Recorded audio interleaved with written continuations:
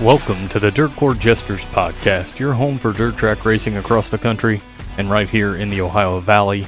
On episode 22, we're going to talk about High Jinx. Another dirt track is coming back, and do it Hewitt. Jack Hewitt. I hope you guys are ready to get dirty.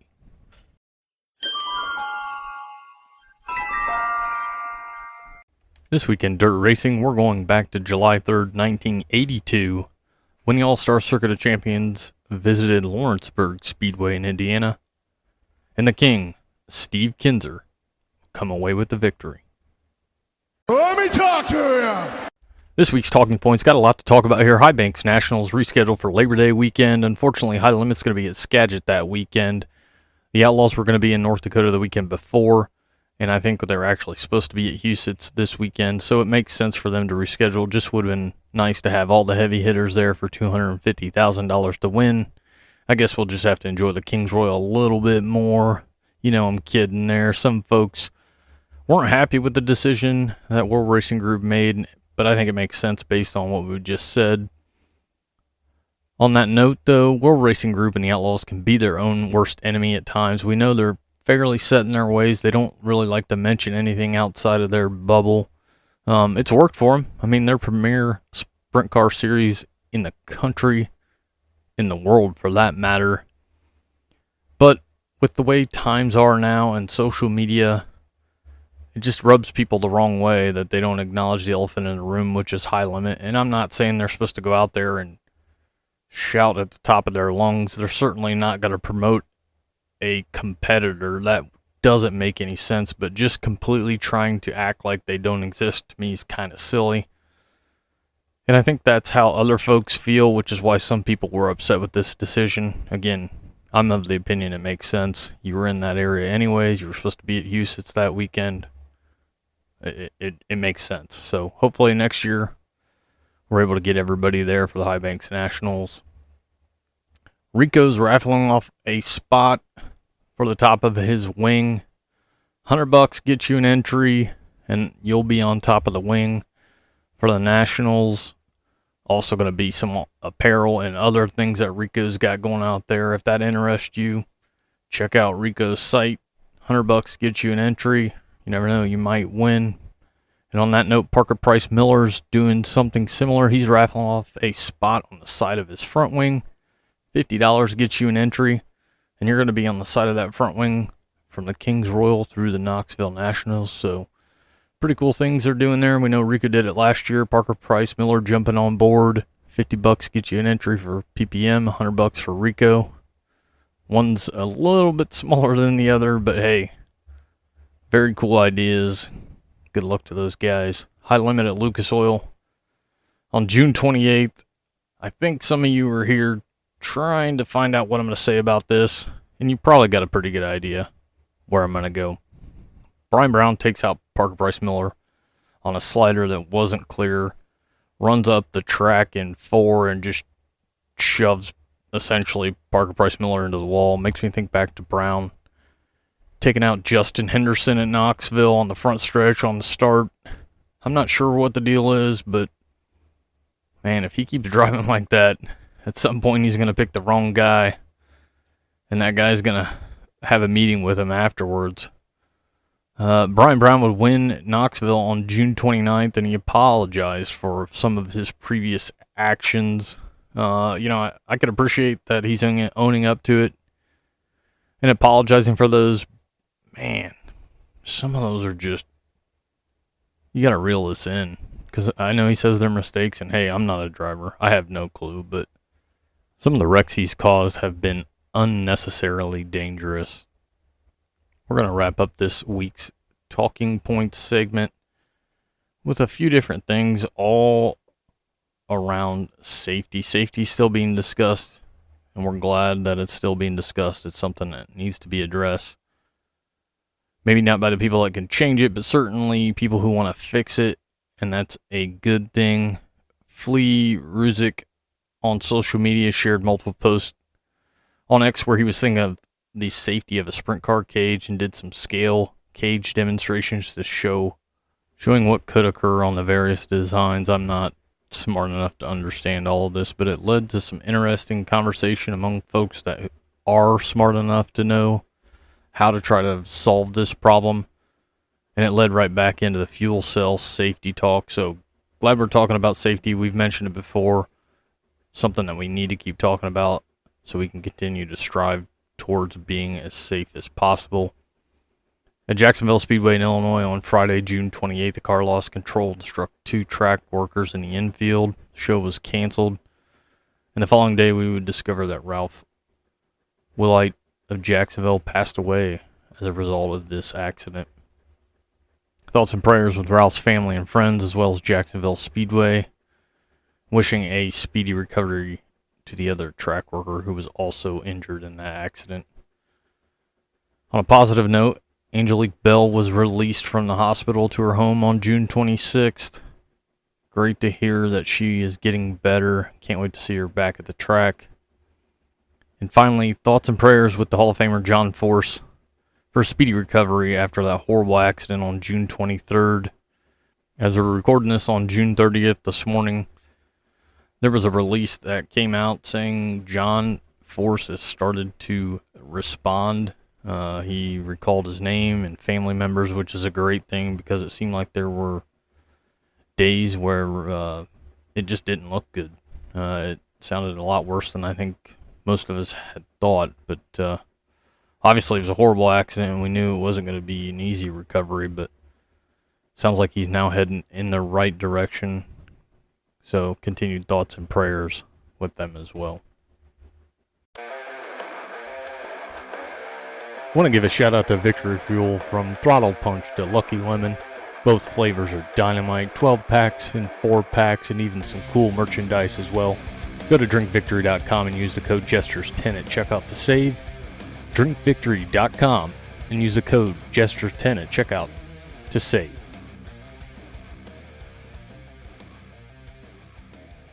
Acknowledge me. This week's race recap, starting with June 23rd at Terre Haute, 37 cars on hand. Ends the weekend with an average of 47 cars for the IRA Maverick Mayhem weekend. Bravo to them. Tyler Courtney would pass Noah Gass and Chris Windom at the same time on the outside of 4, only to cut back down. It was a crazy pass. I'm sure at this point you guys have seen it. If you haven't seen it, check it out. June 23rd, Terre Haute. Tyler Courtney with a crazy pass. Just a whole lot of momentum on the top side there in 3 and 4. Gets around on the outside, cucks back down to the bottom as they're fighting lap traffic as well. And Tyler Courtney would get the win. Noah Gass in second, and Scotty Thiel, the big wheel, would round out the podium. Lincoln Speedway in the Summer Nationals, Jason Fager gets the win. Tyler Urban second, and Ryan Unzicker in third. June 24th, Independence Speedway, World of Outlaw Late Models, Bobby Pierce gets the win. Brandon Shepard in second, and Nick Hoffman in third. June 25th, Hamilton County Speedway with the World of Outlaw Late Models and Bobby Pierce with the win again. Brian Shirley in second, and Brandon Shepard in third. Springfield Raceway in the Summer Nationals, Ashton Winger gets the win. Dylan McGowan in second, and Tyler Urban third. June 26th, Lake Ozark Speedway, High Limit. Very nice crowd there for High Limit. Apparently, Cole Macedo had his ride hooked up by accident. He had mentioned he didn't like the ride height going into the night, but he won his heat and the dash, so I think something was right there, Cole. Gio Selzy and Carson Macedo used one of their World of Outlaw freebies to run that show. Justin Peck had the lead with 13 laps in the feature, and it went red when a crew member was injured in the work area. They went back to green, and Corey Day would go from 15th to the win. Corey Day gets the win. Justin Peck looking for that first win. He's going to get it. It's coming. Second place there for Justin Peck. And a nice third place for Spencer Baston. Tri-City, Illinois. The Summer Nationals were rained out.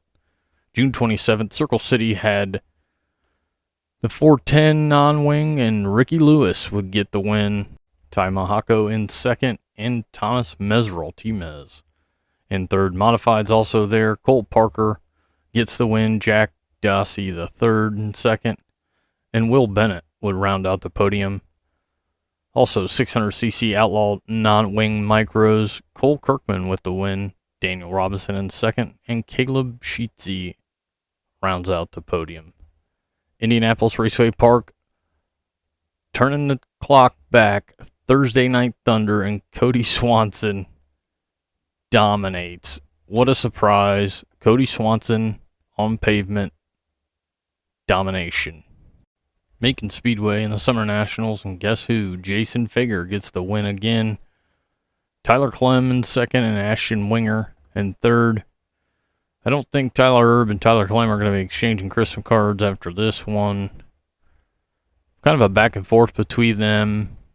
Erb would get into the back of Clem, and then he would get around Clem, and it seemed like Turbo, I don't know, hit the brakes. Clem ran to the back of him. And unfortunately, it didn't work out for Tyler Erb, as you could tell. Again, Jason Fager with the win, Tyler Clem in second, and Ashton Winger in third. I-94 was going to have the World of Outlaw late models. They were rained out. June 28th, Attica had 410s. Bryce Lucius with the win. Cale Thomas in second, and Zeth Sabo would round out the podium. 305's also there. Jamie Miller with the win. Dustin Stroop in second, and Brandon Torek in third. Late models, Kyler Moore with the win. J.R. Gentry in second, and Devin Shields in third. Farmer City Summer Nationals, Garrett Alberson gets the win. Shannon Babb in second, and Tanner English in third.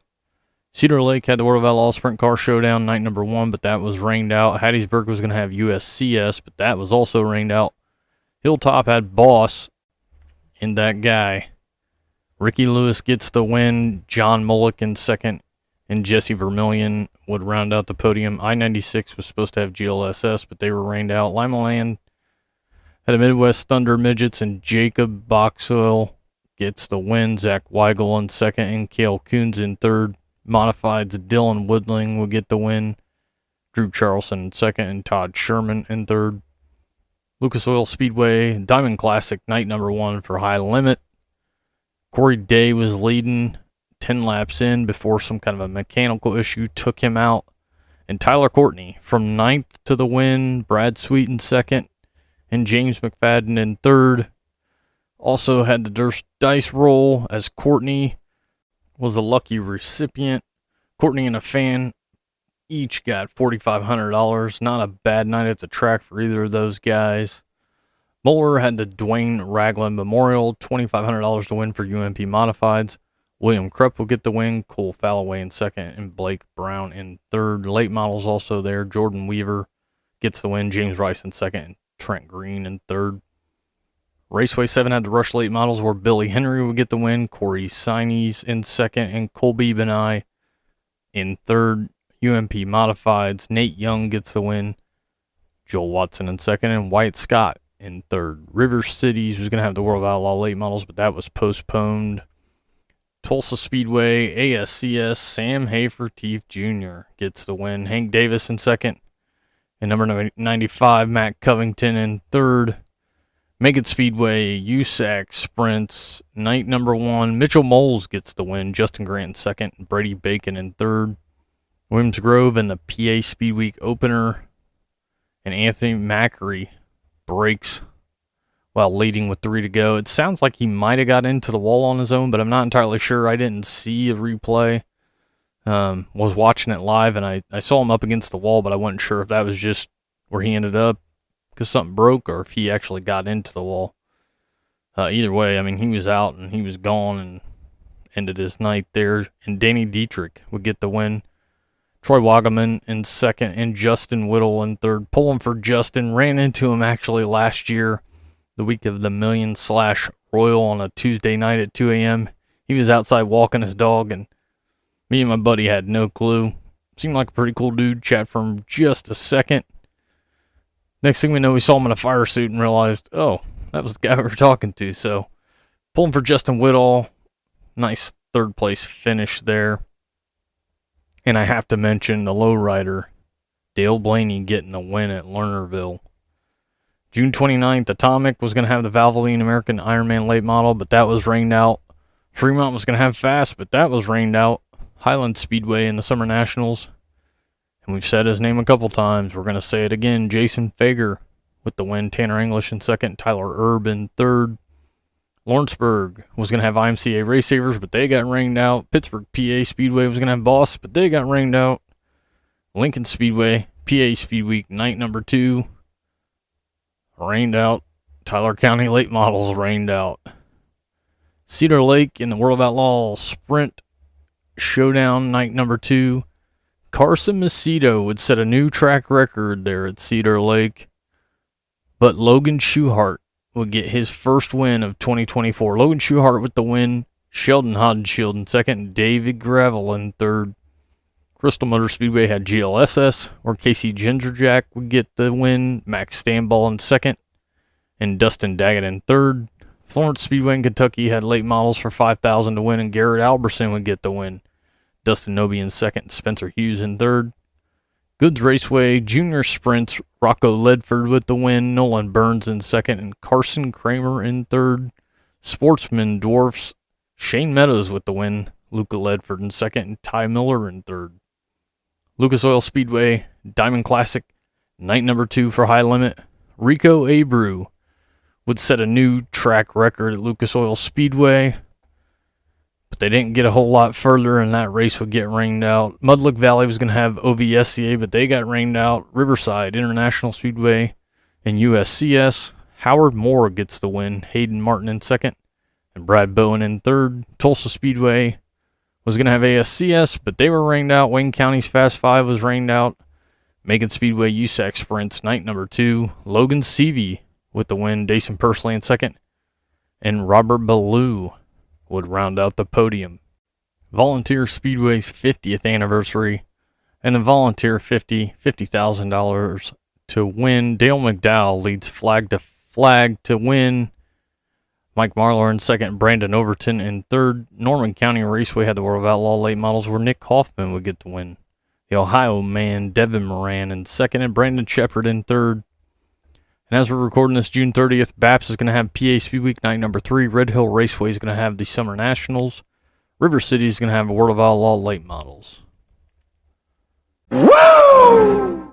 This week's local coverage is going to start by talking about less than 100 spots left in the main grandstands for the Kings Royal. We've been talking about this for a while now. The camping for the Kings Royal at Eldora is sold out. You can check with Speedy Camping and Parking to see if they've got anything available. If you're trying to sit in the main grandstands for Saturday night at the Kings Royal, I can get those tickets now. I don't think you're going to be able to walk up and get those. Obviously, still plenty of seating in the turns in the grandstands, as well as some of the open grass spots. But if you're looking for a particular spot, I would not wait on it. I'd jump on it now. Also on June 24th, Dirt Nerds would discuss on their podcast Mount Pelier Speedways coming back in 2024. Sounds like they're hoping of starting in July with 8 to 10 races to finish out the season. Ryan Sutter is behind this and posted a video explaining his plan for Mount Pelier, which includes no more than 4 classes on a night, starting on time, and the announced purse will be the purse paid. All good things and all things drivers and fans like to hear, as well as the fact that we got a track coming back. Excited for this news, and I can't wait to get to Mount Pelier. And also, PA Speed Week is running June 28th through July 7th. The winner's pay per race ranges anywhere from $10,000 to $25,000. Way to go, PA. Anthony Macri was the 2023 PA Speed Week champion, and we'll see if he can repeat again here in 2024. I'm the tower of power, too sweet to be sour. I'm funky like a monkey. Sky's the limit and space is the place. Series, teams, drivers, tracks, dirt media. This is your time, and this is your spotlight. The spotlight is on, and this week's spotlight is going to be on Jack Hewitt. Waynesfield Raceway's got their annual Jack Hewitt Classic coming up on July 3rd, so I thought it'd be fitting to talk about the man himself. A lot of the information I pulled was from a great article by Pat Sullivan for the National Sprint Car Hall of Fame. Ohio dirt racing and Jack Hewitt are synonymous. Not just Ohio, but dirt racing in general. If you're a dirt racing fan, you know Jack Hewitt. And if you're not a dirt racing fan, there's a good chance you know Jack Hewitt. After the Troy, Ohio native got out of the Army, Jack decided he wanted to hop in a sprint car.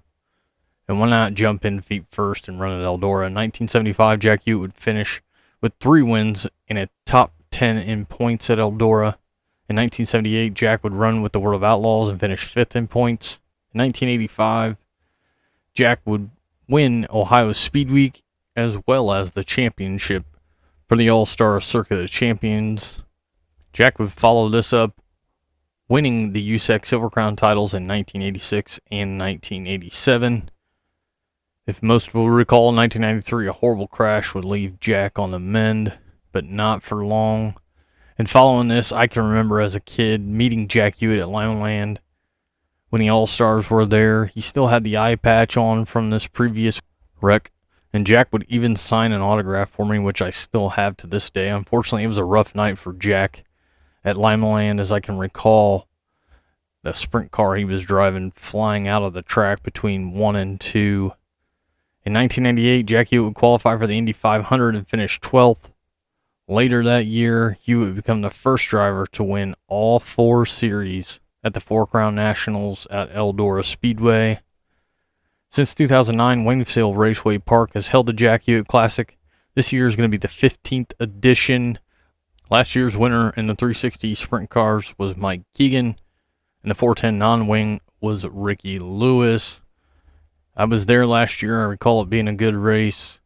Hopefully can get there again this year, as GLSS, GLTS, and the Midwest Thunder Midgets will all be on hand for this event. July 3rd at Waynesfield, the Jack Hewitt Classic.